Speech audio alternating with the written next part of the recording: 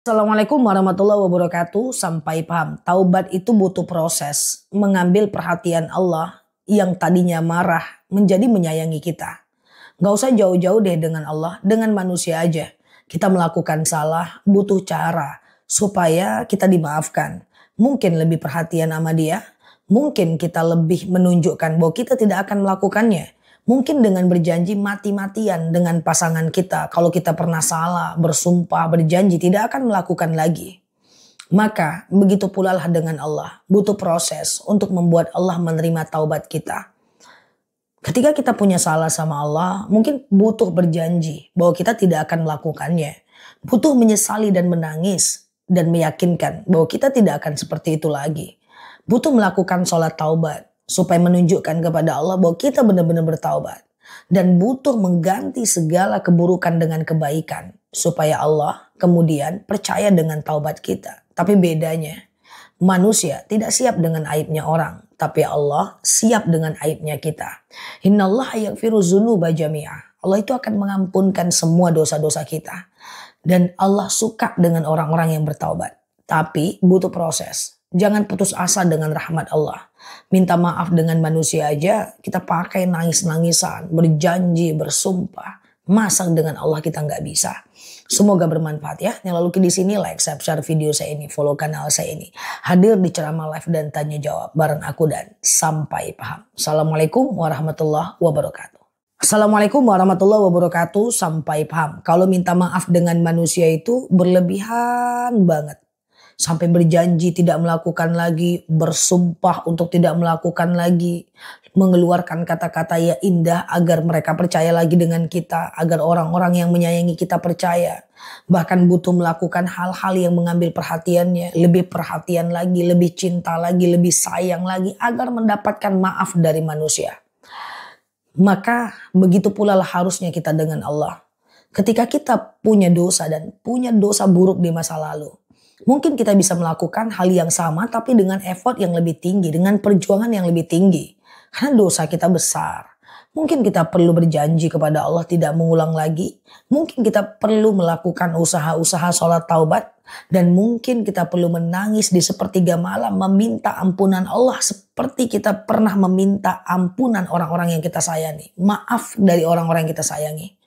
Cuma kadang lalainya itu kita. Kalau dengan manusia kita minta maaf tuh mati-matian banget. Dengan Allah be aja.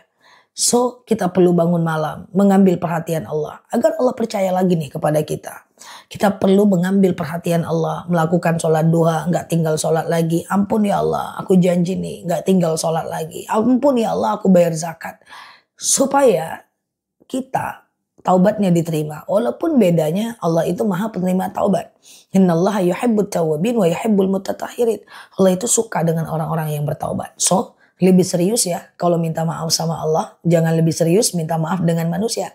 Semoga bermanfaat. Yang lagi di sini like, subscribe video saya ini, follow kanal saya ini.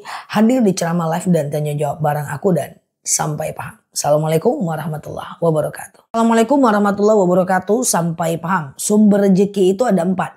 Yang pertama, rezeki yang didapat dari Allah tanpa bekerja. Dalam dalil, wa narzuqukum min haitsu la yahtasib. Allah tidak akan berikan rezeki, Allah akan berikan rezeki pada tempat yang tidak diduga-duga. Gak usah kerja, gak usah ngapa-ngapain. Rezeki ada, minimal ada orang yang zakat ke kita. Yang kedua, rezeki yang datang karena kita cari. Ada dalil, innallaha la yughayyiru ma biqaumin hatta yughayyiru ma bi anfusihim. Allah tidak akan ubah nasib kita, melainkan kita yang bekerja merubahnya.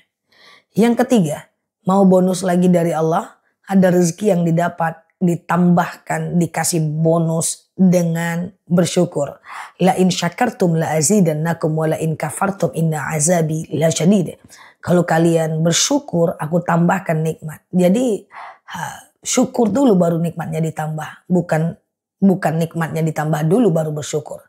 Jadi syukur dulu ya, baru ada nikmat. Kemudian ada lagi bonus yang keempat nih. Rezeki yang didapat karena dibagi. Nah, in ahsantum li anfusikum wa in asatum falaha. Kalau kita berbuat baik, kembali kepada diri kita. Kalau kita berbuat jahat, kembali kepada diri kita.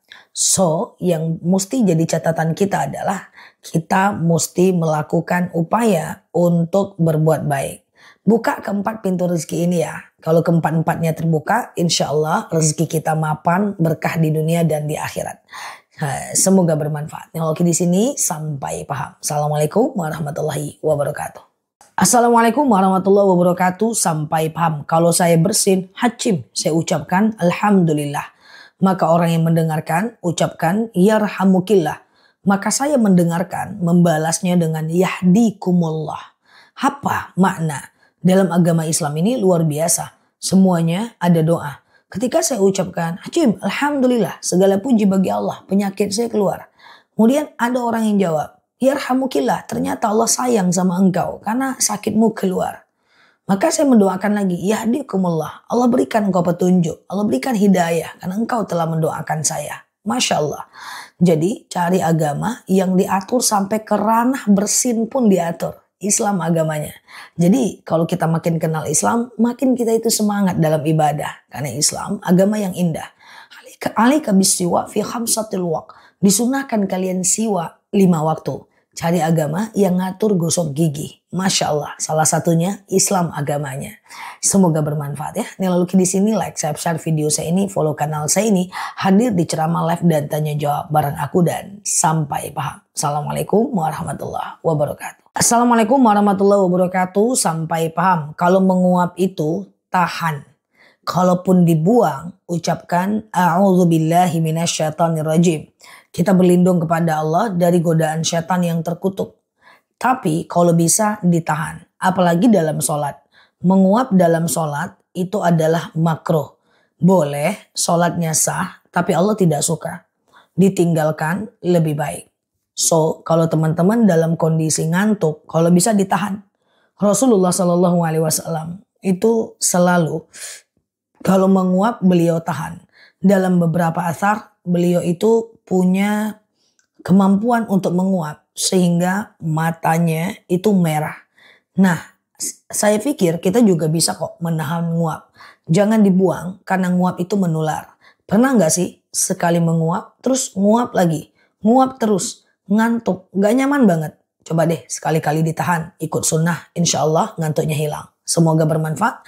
Dan lalu di sini like, share video saya ini, follow kanal saya ini. Hadir di ceramah live dan tanya jawab bareng aku dan sampai paham. Assalamualaikum warahmatullahi wabarakatuh.